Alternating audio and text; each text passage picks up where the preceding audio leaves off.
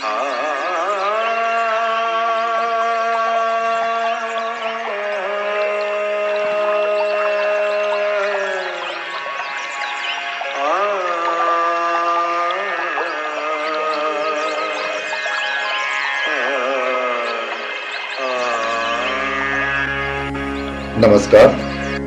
सर्वांचं स्वागत. संगीत समाधी भाग 14. लेखक ब्रह्मलीन योगीराज मनोहर हरकरे.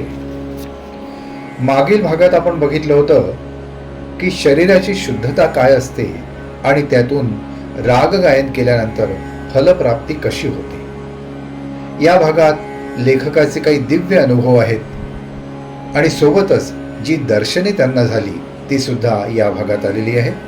तर या भागाचं नाव आहे गंधर्व अप्सरा यांचे दर्शन आणि अन्य दिव्य अनुभव. लेखक अर्थात ब्रह्मलीन योगीराज मनोहर हरकरे हे स्वतः योग साधक होते आणि गान साधक होते आणि म्हणून ते गान योगी होते आणि म्हणून त्यांना जे दिव्य अनुभव आले ते त्यांनी या पुस्तकात लिहून ठेवलेले आहेत. गायन करताना जेव्हा गान समाधी अवस्थेत ते जायचे तेव्हा त्यांना आलेले काही चमत्कारिक अनुभव ऐकण्यासारखे आहेत आणि वाचण्यासारखे आहेत. एकदा त्यांनी चंद्रनाडी म्हणजे डावी नागपुडी ही स्थिर ठेवून मार्ग कल्याण राग त्यांनी गायला. त्यांना एक असा अनुभव आला की त्यांच्या भ्रूमध्यातून म्हणजे दोन्ही भुवयाच्या मधून एक तेजोशलाका कडाडून बाहेर पडली आणि तिचा प्रकाश संपूर्ण समोर भिंतींवर वगैरे पडला. हा प्रत्यक्ष त्यांचा अनुभव आहे.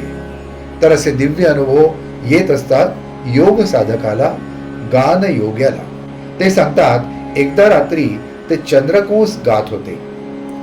चंद्रकंस गाताना ते समाधीवस्थेत चालले गेले, अर्थात गान समाधीवस्थेत. देहभानावर जेव्हा आले तेव्हा तंबोरा बंद झाला होता. आसन सुद्धा तसेच कायम होते, म्हणजे बसलेल्या अवस्थेतच ते होते आणि नंतर लक्षात आले की ते समाधीवस्थेत गेले होते.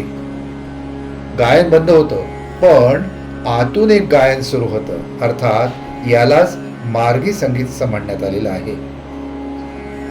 एकदा ते मारवा गाताना त्यांना असा अनुभव आला की ते शरीराच्या वर चालले गेले, शरीर भावाच्या वर गेलेले आहेत, अर्थात शरीर सोडून.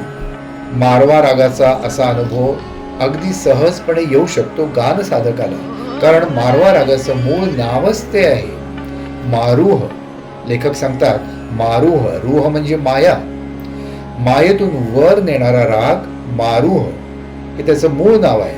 आणि म्हणून ज्या अवस्थेचा अनुभव येणार आहे ती अवस्थाच, त्या अवस्थेचं नावच त्या रागाच्या नावात आलेलं आहे मारूह, मायेच्या वर नेणारा राग. आणि एकदा लेखकाला चक्क एक अतिशय दिव्य असा अनुभव आला की गायन करता करता ते गान समाधीवस्थेत गेले आणि त्यांना गंधर्व अप्सरांची दर्शनं झाली. गंधर्व अप्सरा, साक्षात गंधर्व अप्सरा ही योनी असते आणि गायकांना याचा अनुभव येतोच. गान योग्यांना त्यांना गंधर्व अप्सरांचे दर्शन झाले आणि त्यांचे स्वर्गीय संगीत सुद्धा ऐकता आले. तर ते स्वर्गीय संगीत कसं होतं याबद्दल ते सांगतात. मालश्री आणि चंद्रकंस यांच्या मिश्रणाने जे काही सुरू होईल, जे काही राग सुरू होईल त्या रागाचे स्वर घेऊन कुठल्या तरी श्लोकांचं गायन ते गंधर्व अप्सरा करत होते. मालश्री आणि चंद्रकंसचं मिश्रण याच्यातून तयार झालेला राग असा असू शकतो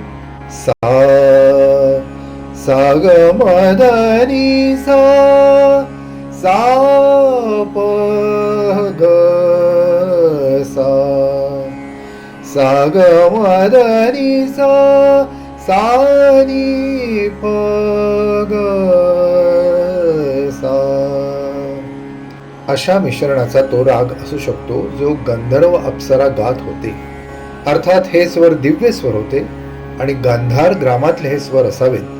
त्याच्यामुळे गांधार ग्रामातले स्वर षड्ज ग्रामापेक्षा वेगळे असतात, श्रुतीही वेगळे असतात, पण ते सर्व दिव्य गायन होतं.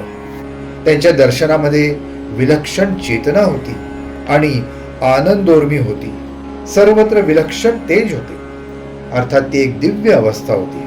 शुभ्र गुलाबी असा त्यांचा रंग होता आणि प्रमाणबद्ध शरीर होतं. आणि शरीर सुद्धा कसं, मांसल शरीर, म्हणजे ज्याच्यामध्ये हाडच असू नये असं सुंदर शरीर. आणि ते कसे दिसले लेखकाला, जमिनीपासून थोडे अलगद वर तरंगत असलेले दिसले. आणि ते गंधर्व अप्सरा प्रेम क्रीडा करत होते आणि सुंदर गायन सुद्धा त्यांचं सुरू होतं. त्यांचे गाल अतिशय लुसलुशीत भरलेले होते. अंगाचा एक दिव्य सुगंध येत होता आणि अंगावर भरपूर अलंकार होते. जरीची वस्त्रे होती आणि त्यांची भाषा संस्कृत सारखी होती. विशेषतः लेखक सांगतात की पश्तो भाषेसारखी त्यांची भाषा होती आणि सर्वत्र तेज पसरलं होतं. नंतर बऱ्याच वेळाने लेखक देहभानावर आले आणि मग त्यांच्या लक्षात आलं की त्यांना गंधर्व अप्सरांचं साक्षात दर्शन झालं होतं. एकदा तर ते गान समाधीत गेले असता, अर्थात गायन करता करता ते गान समाधीत जायचे. त्या अवस्थेत गेले असता त्यांना भगवान श्रीकृष्णाची वेणू अतिशय सुंदर पद्धतीने ऐकायला आली. भगवान श्रीकृष्णाची वेणू म्हणजे गायना व्यतिरिक्त एक वेणू त्यांना ऐकायला येत होती आणि ती वेणू म्हणजे भगवान श्रीकृष्णाची वेणू. असे अनेक अनुभव लेखकाला आलेले आहेत आणि म्हणून लेखकाला काही कल्पना सुचल्या आहेत की आपण चंद्रस्वर, सूर्यस्वर, सुषुम्ना स्वर यांच्या मदतीने काय काय अनुभव घेऊ शकतो किंवा रागाची फलप्राप्ती कशी करू शकतो. आपण बघितलं आहे की रागाची फलप्राप्ती चंद्र नाडीतून म्हणजे डाव्या नाडीतून, म्हणजे डावी नागपुडी सुरू असताना जर आपण कुठल्या रागाचं गायन केलं तर छान सुंदर अनुभूती येऊ शकते. दाहक अनुभूती असलेली, जसं दीपक रागाचं गायन करायचं असलं त्याच्यासाठी सूर्यस्वर, उजवा स्वर, उजवी नागपुडी यातून केलं, ती स्थिर असेल तर दीपक राग सारखे राग गाऊन आपल्याला अग्नीचा अनुभव घेता येईल, दीपकाचा अनुभव घेता येईल. आणि मधली नाडी जी आहे ती सुषुम्ना नाडी. जेव्हा हे दोन्ही स्वर बंद असतात, चंद्र आणि सूर्य, तेव्हा मधली नाडी सुरू असते सुषुम्ना. परंतु या सुषुम्ना नाडीतून, सुषुम्ना स्वरातून कुठलीही प्राप्ती होत नसते. सुषुम्ना स्वर म्हणजे समाधीकडे नेणारा स्वर, त्याच्यातून कुठलीही प्राप्ती होत नसते. याच्यानंतर लेखकाला काही कल्पना सुचल्या की आपण संगीतातून काय प्रयोग करू शकतो. संगीतातून आपण आकाशगमनाचा अनुभव कसा घेऊ शकतो. आकाशगमनाचा अनुभव लेखकाला एकदा विहंग अर्थात बिहाग राग गाताना आला होता. बिहाग या रागाचं मूळ नाव आहे विहंग, म्हणजे विहंगाचा अनुभव देणारा जो राग आहे तो विहंग राग अर्थात बिहाग राग. बिहाग हा शब्द त्याचा अपभ्रंश आहे. त्यांना असा अनुभव आला विहंग राग गाताना अर्थात बिहाग राग गाताना की ते आकाशातून संथपणे विहार करत आहेत, असा त्यांना अनुभव आला. अतिशय सुंदर अनुभव होता आणि म्हणून त्यांच्या काही कल्पना आहेत की जर आपण गानयोग साध्य केला तर त्याच्यातून काही फलप्राप्ती किंवा अनुभव कसे घेता येतील. मग आकाशगमन कसं करता येईल. संगीताद्वारे वसंत बहार वगैरे असे राग गाऊन फळ झाडांची वाढ कशी करता येईल. मेघ मल्हार गाऊन पाऊस कसा पाडता येईल. दीपक राग गाऊन दिवे कसे लावता येतील.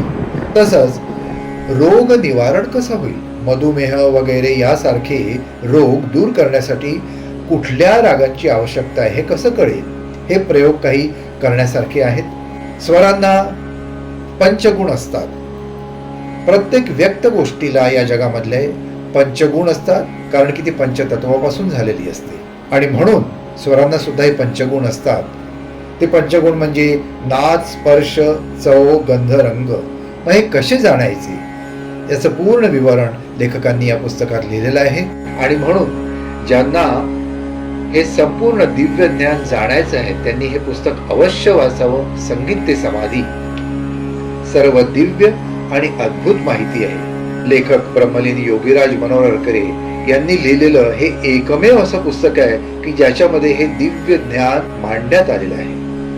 हे पुस्तक आपण सर्वांनी अर्थात सर्व गायक क्षेत्रातील सर्व गायकांनी, वादकांनी, सगळ्यांनी हे अवश्य वाचावं आणि वाचायचं असेल तर या एपिसोडच्या खाली स्क्रीनवर जो नंबर दिलाय त्याच्यावर संपर्क साधल्यास आपल्याला ते पुस्तक निश्चितपणे मिळू शकेल. सगळ्यांनी अवश्य वाचावं. असं हे पुस्तक आहे. धन्यवाद. पुढच्या भागामध्ये आपण अजून अतिशय सुंदर अशी माहिती बघूया. आजच्या भागात एवढंच. पुन्हा भेटूया पुढच्या भागात. भजे हरि को सदा, जो भजे हरि को सदा.